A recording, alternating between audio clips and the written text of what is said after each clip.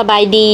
สวัสดีสวัสดีพี่พีเอฟซีเบิดทุกคนเด้อสบายดีกันตอนแหลงพี่พีเอฟซีตอนที่ท้ายคลิปวิดีโอนี้อยู่ก็คือตอน2 ทุ่มพี่พีเอฟซีรับชมคลิปวิดีโอนี้กันตอนจักโมงคอมเมนต์บอกน้องลีได้เลยเด้อเนาะเรื่องราวของคลิปวิดีโอนี้พี่พีเอฟซีสิเอาคลิปของพี่ตำรวจทางฝั่งไทยเป็นตำรวจสายตรวจมาให้เบิ่งบอกเลยทุกๆคนที่ผ่านมาเห็นคลิปวิดีโอนี้ต้องอมยิ้มแน่นอนเนาะทุกคนเนาะซึ่งเพิ่นขนาดยังเพิ่นขนาดแล้วก็ยังใจดีอีกทุกคนเนาะเป็นตำรวจสายตรวจที่คอยห่วงใยประชาชนเพิ่นบ่แน่ใจว่าเพิ่นตรวจอยู่เขตใดทุกคนแต่ว่าเขตที่เพิ่นปกคลุมอยู่หั่นน่ะเขตที่เพิ่นว่าจังได๋ปฏิบัติหน้าที่อยู่หั่นน่ะบอกเลยไปเจอผู้ใดที่กำลังลำบากอยู่สินะเพิ่นสิฮีบเขาไปช่วยเลยทุกคนและน้องนี่เองก็ติดตามเพิ่นอยู่ใน TikTok อยู่แล้วเนาะ PPFC เนาะคลิปวิดีโอนี้น้องลี่รวมมาให้แล้วเดี๋ยวเฮามาเบิ่งกัน PPFC บอกเลยน้องลี่เองอยากมีตำรวจแบบนี้อยู่ในประเทศของเฮาอยู่ในโลกของเฮานี่นะทุกคนเต็มบ้านเต็มเมืองอยากมีหลายๆนะทุกคนเนาะคือสิอยู่เย็นเป็นสุขดีเนาะโอเคเดี๋ยวเฮามาเบิ่งคลิปวิดีโอนี้กันทั้งเหตุการณ์ทั้งหมดที่เกิดขึ้นนี้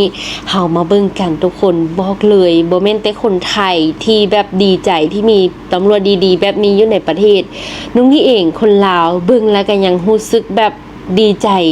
เนาะที่มีคนดีๆคอยช่วยเหลือประชาชนแบบนี้ PPFC โอเคเฮาไปเบิ่งคลิปนี้กันมาเปิดคลิปมาเฮามาเปิดคลิปด้วยสุดตำรวจเท่ๆแบบนี้ก่อนเนาะทุกคนเนาะบอกเลยถึกใจสาวลาว PPFC เอื้อยของน้องลีแม่วันใหม่หั่นน่ะเพิ่นสิเว้าอยู่ตลอดเลยว่าสุดตำรวจทหารอยู่ไทยหั่นน่ะปอดจังแม่นใส่เขาตัวเลยจังแม่นล่อว่าสั่นนะทุกคนเนาะกับแม่นแท้เนาะเบิ่งจากเครื่องแบบอีหยังเพิ่นก็คือแบบเป๊ะแฮงเพิ่นเป็นตำรวจสายตรวจเด้อทุกคนเด้อเนาะนี่เพิ่นก็จะเริ่มออกตรวจเลยทุกคนคือแบบดีแฮงมีตำรวจสายตรวจแบบนี้คอยปฏิบัติหน้าที่ช่วยเหลือประชาชนยามคับขันสินะเนาะผู้ใดเฮ็ดบ่ถูกบ่ต้องเพิ่นก็เข้าไปช่วยเนาะนี่ประลองด้วยคลิปนี้เลยทุกคนบอกเลยพี่ตำรวจนั้นล่อแหงเนาะอันนี้พี่คนนี้พี่ PFC เพิ่นหันเขามาขอเงินพี่ตำรวจเนาะแล้วพี่ตำรวจหันเพิ่นบอกว่าถ้าอยากได้เงินหั่นน่ะร้องเพลงให้ฟังก่อนว่าซั่นแล้วพี่เพิ่นก็เลยร้องเพลงให้ฟังเนาะพี่เนาะพี่ PFC เนาะพี่ผู้นี้เพิ่นก็เลยร้องเพลงให้ฟังเนาะและพี่ตำรวจเพิ่นกะแน่นอน PPFC เอาเงินให้นั่นเองเป็นตำรวจบ่พอยังช่วยเหลือประชาชนนี่คือเงินส่วนตัวได้ PPFC เป็นเงินส่วนตัวของพี่ตำรวจเพิ่นเองเนาะช่วยเหลือพี่เพิ่นไป40 บาทเพราะว่าพี่เพิ่นบอกว่าอยากได้40 บาทเนาะทุกคนและคลิปต่อมา PPFC เดี๋ยวเฮามาเบิ่งกันเหตุการณ์นี้เกินเหตุการณ์อีหยังขึ้นเพราะว่าบางเหตุการณ์น้องนี่เองก็ลืมไปละเพราะว่ามันหลายคลิปแหงเนาะทุกคนเนาะอันนี้น่าจะเป็นรถเสียอีหยังสักอย่างนี่ล่ะเนาะทุกคนเนาะหรือว่ารถสตาร์ทบ่ติดนี่ล่ะเนาะและพี่ตำรวจเพิ่นก็ได้เอารถของโรงพักขนาดมาช่วยเนาะทุกคนอันนี้บ่แน่ใจว่าเกิดอีหยังขึ้นเด้อเนาะโอ้น้ำมันมืดว่ะก็น่าจะเกิดหลายเหตุการณ์เติบจากรถคันนี้เนาะและพี่ตำรวจเพิ่นกลับมาช่วยทุกคนอันนี้ผู้ใดฮู้ว่าเกิดเหตุการณ์อีหยังก็ช่วยคอมเมนต์บอกได้คลิปต่อมาทุกคนพี่ผู้ชายหั่นที่เข็นรถจักรขนาดทุกคนรถติดทางมันลื่นฝนมันตกช่วงนี้นะพี่ตำรวจเพิ่นก็เลยลงจากรถไปช่วยเนาะและต่อมาทุกคนคุณยายน้อเข็นรถเข็นลำบากสินะพี่ตำรวจเพิ่นก็ฮีบลงจากรถมอเตอร์ไซค์แล้วก็มาช่วยเข็นคุณยายทุกคนช่วยเข็นคุณยายเข้าไปในบ้านเนาะแล้วต่อมารถของสาวๆทั้ง3คนนี้น่าจะเสียแล้วก็บวกกับฝนไกลสิตกทุกคนพี่ตำรวจเพิ่นก็มาช่วยเข็นทุกคนนี่มาช่วยบ่ได้ช่วยเข็นแต่ว่าช่วยโบกรถให้เนาะทุกคนเนาะแล้วก็ไปช่วยเจรจากับ ปั๊มให้ว่าอยากให้น้องๆนี่มาพักอยู่นี่หลบฝนก่อนเนาะเพราะว่าฝนหันกำลังสิตกเนาะแล้วน้องๆก็คือได้มาหลบฝนดูปั๊มก่อน PPFC นี่ถ้าพี่ๆตำรวจบ่มาช่วยนะน้องๆอาจสิพากันนั่งอยู่ในรถเข็นหันเนาะเพื่อเฝ้าสินะทุกคนอันนี้ก็คือแบบพี่ตำรวจเพิ่นมาช่วยอีหลีเลยเนาะทุกคนเนาะบอกเลยผู้ใดได้เห็นหน้าพี่ตำรวจนี่นะเพิ่นล่อแหงทุกคนน้องลี่เองติดตามเพิ่นล่อแหง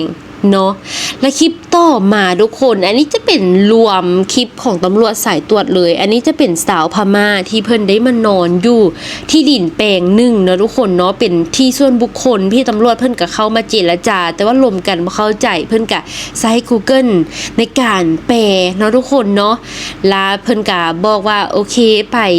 พักอยู่ที่อื่นได้บ่เพราะว่าที่นี้มันเป็นที่ส่วนบุคคลว่าซั่นเนาะเพราะว่าสาวบ้านเพิ่นมาพบเจอแล้วเพิ่นก็กลัวนะทุกคนเนาะและคลิปวิดีโอนี้โบได้มาตรวจเอารถอีหยังทั้งสิ้นทุกคนมาตรวจก็คือกลัวประชาชนลืมกุญแจไว้ในรถทุกคนป๊าดสะออนถ้ามีคนคอยห่วงใยรถของเฮาแบบนี้คือสิดีนะทุกคนเนาะเพราะว่าปัจจุบันนี้นะรถจักรรถมอเตอร์ไซค์ทางแถวบ้านนุงลี่นี่นะเสียหลายแหงจอดไว้ในเฮือนก็มางัดเอาเนาะบ่อยากสิเว้าทุกคนและคลิปต่อมาทุกคนอันนี้บ่แน่ใจว่าเป็นขบวนอีหยังเด้อทุกคนเด้อแต่ว่าเป็นขบวนค่อนข้างใหญ่แหงทุกคนเนาะนี่ภาพทั้งรถทั้งสุดเนาะเท่ทั้งหมดและคลิปวิดีโอต่อมา PPFC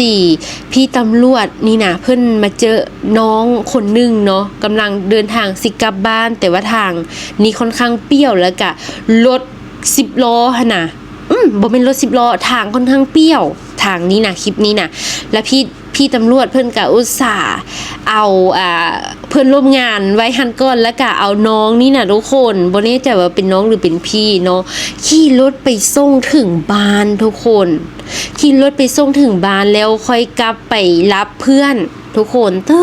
สะอ่อนในความดีทุกคนแล้วนิสัยคนไทยก็คือพากันไหว้เนาะไหว้ผู้ใหญ่ไหว้ผู้ที่มีพระคุณสินะเนาะแล้วพี่ตำรวจเพิ่นก็จะเฮ็ดท่านี้นี่คลิปต่อมาทุกคนคลิปต่อมาคุณตาเพิ่นกำลังสิข้ามทางเนาะด้วยความที่เพิ่นสูงอายุแล้วสินะเนาะข้ามทางข้ามอย่างก็ลำบากพี่ตำรวจเพิ่นไปตรวจเพิ่นไปเห็นเพิ่นก็ฮีบเขาไปช่วยทันทีทันใดทุกคนเพราะว่าผู้เฒ่าเนาะคนสูงอายุเพิ่นข้ามทางเพิ่นอาจเกิดอันตรายได้เนาะเพราะว่าย่างซ่าผู้สัญจรกะบ่ได้มีผู้ใจเย็นเสมอไปสินะบางคนก็ใจร้อนได้สัญจรไปมาก็ได้เนาะและพี่ตำรวจเพิ่นก็พาไปส่งข้ามฝั่งเนาะทุกคนเนาะและคลิปวิดีโอต่อมาเดี๋ยวเฮามาเบิ่งกันทุกคนคลิปวิดีโอนี้เกิดเหตุการณ์อีหยังขึ้นโอ้มาตรวจแล้วเห็นว่ารถมอเตอร์ไซค์นี้น่ะยังบ่ทันได้ทอดกุญแจทุกคนพี่ตำรวจเพิ่นก็ฮีบฟ้าวไปบอกคุณยายว่ารีบมาถอดกุญแจเด้อกลัวรถเสียทุกคนป๊าดคุณยายเพิ่นก็ฮีบออกมาโอ้ทุกคน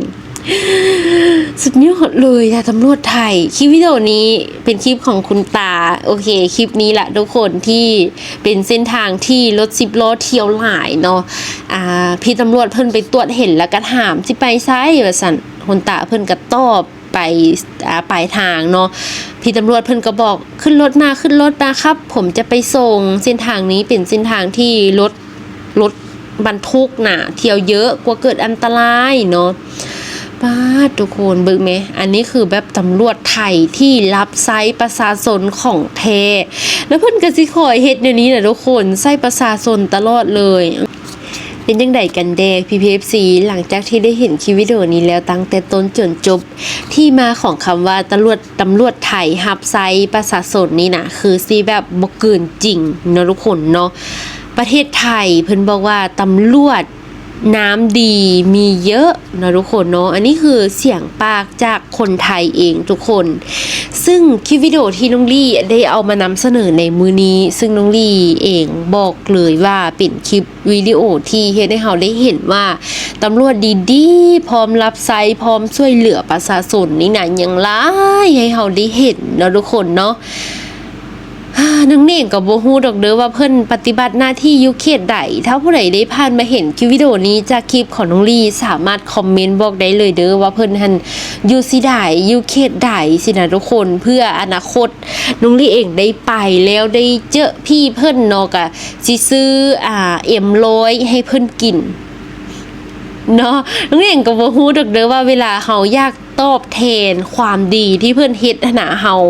เอาอีหยังให้เพิ่นสินะทุกคนเนาะอยู่ทางฝั่งไทยอันนี้น้องเลี้ยงก็บ่แน่ใจคือกันแต่อยู่ทางฝั่งลาวเฮาถ้าสมมุติได้รับความช่วยเหลือแบบนี้นะส่วนหลายจะแม่นซื้ออีหยังเย็นๆตอบแทนน้ำใจทุกคนแต่ว่าบางเทื่อเนาะบางเทื่อก็บ่ได้ซื้ออีหยังดอกสิ่งที่เพิ่นเฮ็ดเพิ่นก็บ่ได้ต้องการผลตอบแทนสินะทุกคนแต่ว่าเฮาผู้ได้รับก็อยากตอบแทนเพิ่นเองสินะเนาะทุกคนเนาะผู้ใดฮู้ก็ช่วยคอมเมนต์บอกน้องลี่เด้อเนาะว่าเพิ่นปฏิบัติหน้าที่อยู่เขตใดเนาะอันนี้ก็บ่แน่ใจดอกเด้อว่าเพิ่นรับอีหยังจากเฮาบ่สินะถ้าสมมุติเฮาอยากเอาให้เพิ่นตอบแทนเพิ่นที่เพิ่นปฏิบัติหน้าที่รับใช้ประชาชนมาหลายสินะเนาะทุกคนเนาะแต่ขอยืนยันอีกเทื่อนึงทุกคนตำรวจผู้ที่น้องลี่เองติดตามเพิ่นนะบ่แน่ใจว่าเพิ่นเอิ้นจ้าอีหยังทุกคนคือแบบเพิ่นล่อแหงแล้วก็เพิ่นใจดีแหงทุกคนเท่าที่น้องลี่เองติดตามเพิ่นอยู่ TikTok มาแล้วก็เห็นคลิปเพิ่นออกสื่ออยู่บ่อยๆนะทุกคนเนาะเดี๋ยวคลิปวิดีโอนี้จากใจคนลาวเด้อได้เห็นตำรวจไทยแบบนี้ก็ต้องยกปูให้เลยเนาะเดี๋ยวคลิปนี้ขอตัวลาไปก่อนเด้อสบายดีสวัสดีเด้อ